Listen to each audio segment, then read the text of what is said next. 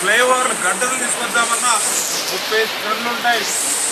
మరి వీటన్నిటిని కూడా తెచ్చి పనులు చేయాలంటే సాధ్యమయ్యేటువంటి పరిస్థితి కనపడట్లేదు. ఇటువంటి స్థితిలో మీరు కష్టపడి నిజంగా 24 గంటలు పనిచేసి ఈ గంటలను మీరు పూర్తగలిగారని వాళ్ళు కూడా అభినందించాలంటే ఎన్డీఏ ప్రభుత్వం కమిట్మెంట్. తెలుగుదేశం, జనసేన, బీజేపీ అంటే ఒక ప్రజా ప్రభుత్వం. ప్రజలకు కష్టాలు వస్తే వాళ్ళకి వెన్నంటే ఉండి ఆ సమస్యను పరిష్కరించేటువంటి ప్రభుత్వం.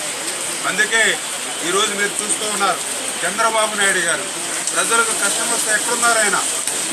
కలెక్టరేట్లో 24 గంటల్లో 2 గంటలు కూడా పడుకోకుండా ఆయన పనిచేస్తూ ఉన్నారు.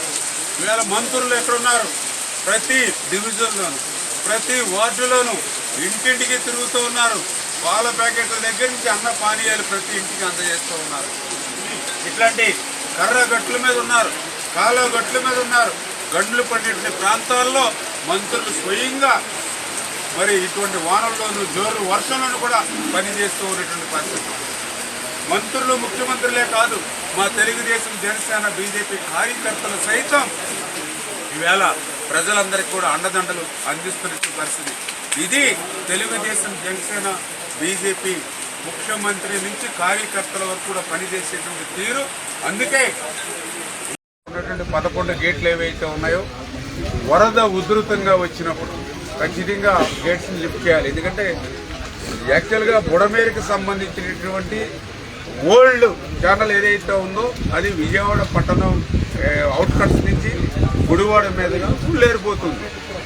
ఎంత వాటర్ని మనం పంపించాలి? ఎక్కువ వాటర్ ఉన్నప్పుడు కృష్ణానది కూడా డైవర్ట్ చేసుకుంటాం ఈ యొక్క డైవర్షన్ ఛానల్ ద్వారా. ఈ డైవర్షన్ ఛానల్ ద్వారా కృష్ణానదికి వెళ్ళేటువంటి అవకాశం లేనప్పుడు కానీ, లేదా ఇతరత్ర వరద ఉధృతి వచ్చినప్పుడు ఎంత మేరకి వాటర్ని పంపించాలి దాని మీదే అక్కడ గేట్స్, రెగ్యులేటర్ సిస్టమ్. అంచేత ఆ రోజు ఏదవుతాయి దగ్గర 20,000, 25,000, 30,000 క్యూసెక్కుల నీరు వస్తున్నటువంటి దశలో మీరు ఆ 11 గేట్లని ఓపెన్ చేసుకుని అది కొల్లేరికి ఆ నీటిని కనుక పంపించకపోతే ఈరోజు ఈ యొక్క ఏదైతే ఈ లెఫ్ట్ బ్యాంక్ ఏదైతే ఉందో ఇది అసలు మీకు కనిపించేదే కాదు. ఎందుకంటే ఇప్పుడు 3 గంటలే పట్టాయి. అదే గేట్లు ఆ రోజున ఎమర్జెన్సీలు మనకు ఎత్తకపోతే అసలు మొత్తం ఈ లెఫ్ట్ బండ ఉండదు. అంటే ఇంకా నిత్యం విజయవాడ 365 రోజులు కూడా బుడ మీద నీటిలో ఉండాలి. అది జగన్మోహన్ రెడ్డి ఆశ, అది వైఎస్ఆర్సీపీ నాయకుల ఆశ, వాళ్ళ సాక్షి విషపుత్రిక ఆశ. చేత ఆ రోజు తగినటువంటి సమయంలో ఏదైతే ఈ గట్లు పొంగి ప్రవహిస్తుంది కాబట్టి అంత ఫ్లడ్ వస్తున్నప్పుడు కొంతమేర అయినా సరే ఈ యొక్క ఫ్లడ్ నుంచి ఈ గ్రామాలకి కాపాడడానికి రెగ్యులర్ ప్రాక్టీస్ గానే ఆ గేట్లని ఆ రోజు ఓపెన్ చేసి కొంతమేర ఉధృతిని తగ్గించేటువంటి ప్రయత్నం అది. దాన్ని కూడా అంటే ఇప్పుడే నేను చెప్పాను, బుడమేర ఎక్కడుందో తెలియని వ్యక్తి, బుడమేర నీరు ఎటు నుంచి ఎటుపోతుందో కూడా తెలియనిటువంటి వ్యక్తి మరి ఈవేళ ఇటువంటి గురించి మాట్లాడితే మరి ఈవేళ ప్రజలు కూడా ఆలోచించేటువంటి పరిస్థితి ఉందని చెప్పి తెలియజేస్తున్నారు.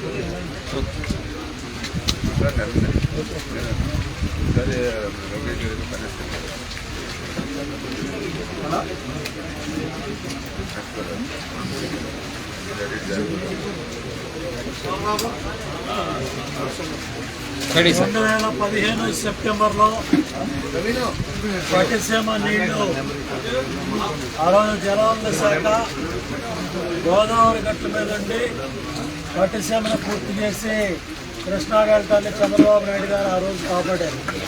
2015 సెప్టెంబర్ వినాయక చవితి ఆ రోజుల్లోనే ఆ గోదావరి గట్టు మీద ఉండి పట్టిసీమ నీళ్లు కృష్ణా డెల్టా తీసుకొచ్చాం.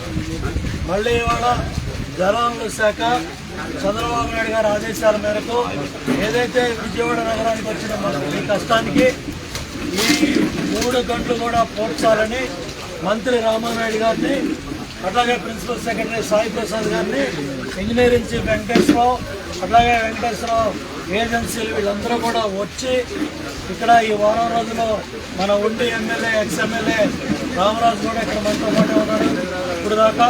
ఇక్కడ అందరూ కూడా కలిసి ఈ గట్ల మీద ఉండి నారా లోకేష్ బాబు కూడా 2 సార్లు ఈ ప్రాంతానికి వచ్చి పనిచేస్తా ఉన్న అధికారుల్ని ఏజెన్సీలని ప్రోత్సహించి పనులు వేగవంతం చేయమని చెప్పారు.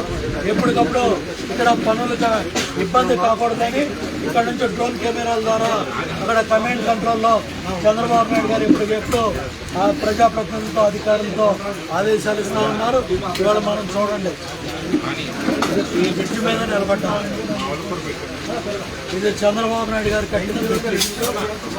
5 ఏళ్ల తెలుగుదేశం పరిపాలనలో 444 కోట్లు ఈ బుడమేరు డైవర్షన్ ఛానల్ పనులు పూర్తి చేయడానికి డబ్బులు ఇచ్చారు.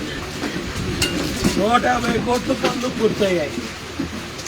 2019 అధికారంలోకి వచ్చిన జగన్ రెడ్డి 5 ఏళ్ల వైసీపీ ప్రభుత్వం జగన్ రెడ్డి మూర్ఖత్వంతో, అహంకారంతో, తెలివితక్కువతనంతో ఈ పనుల్ని క్యాన్సిల్ చేశారు.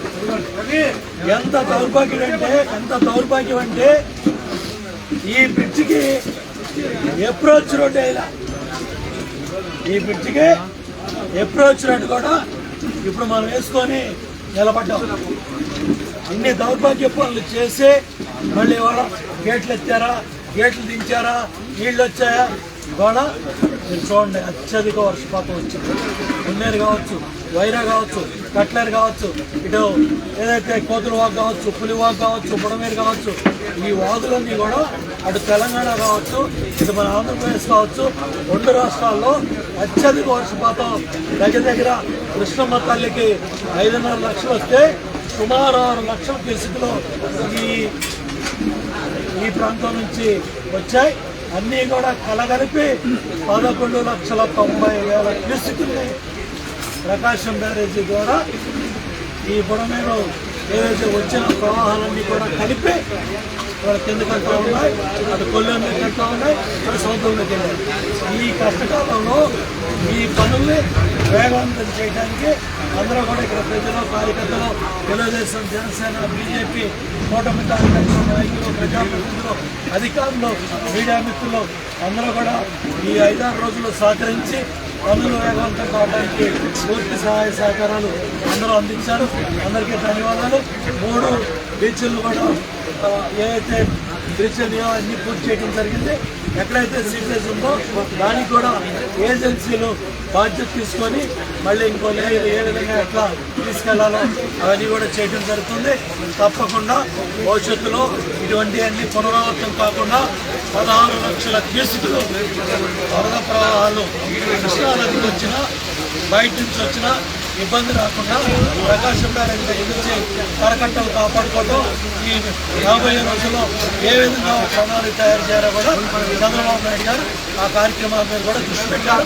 వారం రోజులుగా వినాయక చవితి అయినప్పుడు కూడా కలెక్టర్ కార్యాలయం పండుగలో అవన్నీ కూడా చేసుకొని ఎమ్మెల్యేలు, ఎంపీలు, ఎమ్మెల్సీలు, మంత్రులు, ప్రజాప్రతినిధులందరూ కూడా డివిజన్ల వారీగా పనులు బాధ్యత తీసుకొని నిత్యావసర వస్తువులు, పాలు, మంచినీళ్ళు, ఏదైతే భోజనం ప్యాకెట్స్ అన్నీ కూడా ఇంటింటికి తిరిగి ప్రజాప్రతినిధులు అందరూ కూడా కష్టపడి పనిచేస్తున్నారు. అందరికీ ధన్యవాదాలు.